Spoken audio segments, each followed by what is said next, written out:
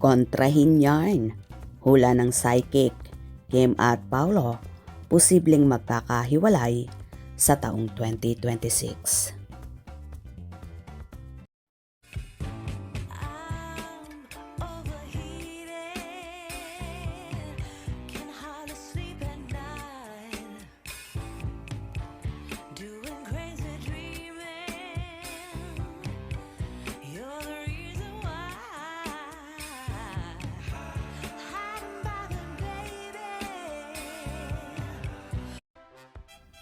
Patapos na ang taong 2025, kaya nauuso na naman ang mga prediksyon na mangyayari sa 2026. Sa teleradyo show ng Abante, sa Showbiz Police, ay nagbigay ng hula ang celebrity psychic at spirit questor na si Attorney Nick Nangit. Ano ang say niya kina Kim Chiu at Paolo Abilino sa kahihinatnan ng kanilang career at love team sa parating na 2026. Si Kim Chiu kasi is Aries, Year of the Horse. Si Paolo Abilino naman is Taurus, Year of the Dragon. Kasi ang Year of the Horse next year ay magiging mabigat para sa kanya. Kasi Aries is Fire, tapos Taurus is Earth. Medyo mabigat para sa Kim Pao ang 2026. Say ni Nick Istadamos. May possibility na maghihiwalay ang dalawa kasi hindi sila magkasundo.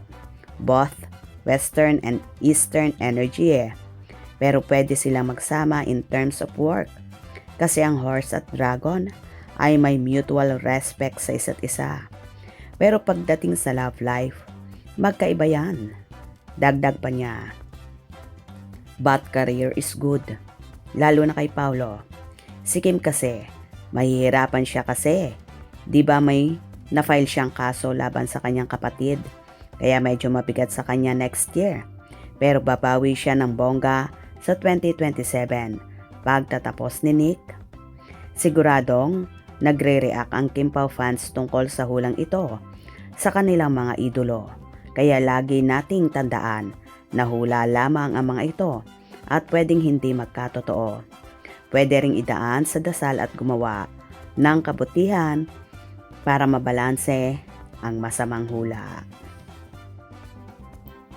Well, for sure, maraming Kim Pao ang mag-aalsa at hindi kayang tanggapin ang hula na ito. Hindi sila naniniwala na maghihiwalay ang Kim Pao, lalo pat kitang-kita nila kung gaano kamahal ni na Kim at Paolo ang isa't isa. At ganun din ang pag-aalaga nila. Kaya malabo na mangyari ito. Kaya naman sa mga kakimpaw dyan, ipagdasal na lang natin sila para mas lalong tumibay at lumalim ang kanilang samahan na walang makakatibag sa kanilang pag-iibigan kahit pa ang mga hula na yan. Kaya patuloy lang tayong mag-manifest para sa ating mga iniidolo. Hope you enjoyed.